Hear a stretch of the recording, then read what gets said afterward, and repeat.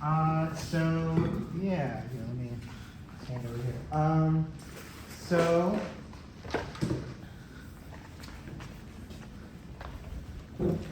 So what I put together is a MIDI to DMX converter, which plugs into my laptop or any USB MIDI device, receives notes in, and then transmits lighting signals to make each of these light up. Right now it supports up to 6 fixtures. Right now I have 3 just to demonstrate. But yeah, the cool thing about this protocol is that it's discrete rather than continuous. So normally DMX you would have like it's sending lighting signals on each frame to send fade out or fade in or whatever. It's sending full brightness and then low brightness. But with this, because I wanted to be able to take in these notes and transmit signals based on those, it's doing a lot of the ramping on its own on the actual chip itself. And so I'll show you what that looks like with a kind of a demo that I did based on a song that I downloaded and programmed some lights for. So I will show you what that looks like right now.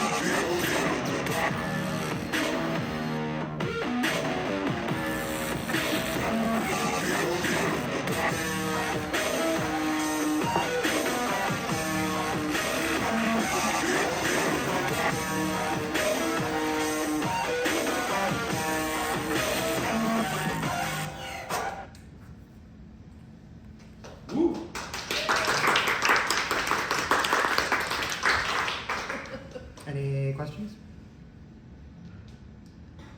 More. Yeah. To make this deaf accessible, you did it. Yeah, well done. Yeah. So you're sending MIDI notes from Ableton Yes. to the microcontroller. Mhm. The microcontroller is translating that to DMX. Yes. Yeah, so you've got a special chip on this, right? Yeah, so yeah, this you had told me about, which it basically, I don't remember exactly how it works, but the microcontroller wants to send out signals at a certain rate, and it's like clamping that down somehow, but yeah. Yeah, I think it's shifting the voltage to be the right for DMX. Yeah. So the Teensy has a couple pins for serial communication. Serial communication is 2 wires, transmit and receive. And it's how we're getting information back from these boards is through serial, but MIDI also works over serial. And DMX is another protocol that works over serial, but it requires this chip to shift the levels to be just right. Yeah. Cool. And then you just have an XLR connector wired to your breadboard? Yeah, yes. So yeah, XLR to the breadboard, and then this is daisy chained through each of these. Yeah. Sweet. How does it distinguish between... Good question. Basically on each of these, I have an input channel set. So like this is 8, Gotcha. that one's 15. Okay, then Yeah.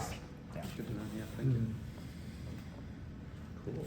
Do these respond to the audio file or the MIDI? Just the MIDI, Just yeah.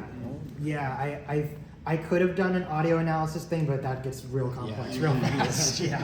And you're gonna get way cleaner results like this, programming the lights Totally. specifically. Yeah, I mean, I'm really good at MIDI sequencing, so like this is gonna enable a lot of things for me when I'm making stage shows and things like that. So Yeah, Ableton is also good for MIDI kind of stuff, right? yeah, totally.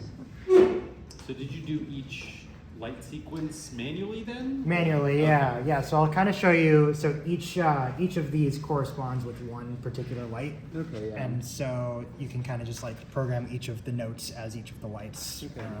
Yeah, and it's also these ones are symmetrical. So if I had 6, then you'd see like 2 of them for each light. So Okay, nice, makes yeah. it a lot cooler. Okay. Yep. Nice. Cool. Nice work. Cool. Thanks.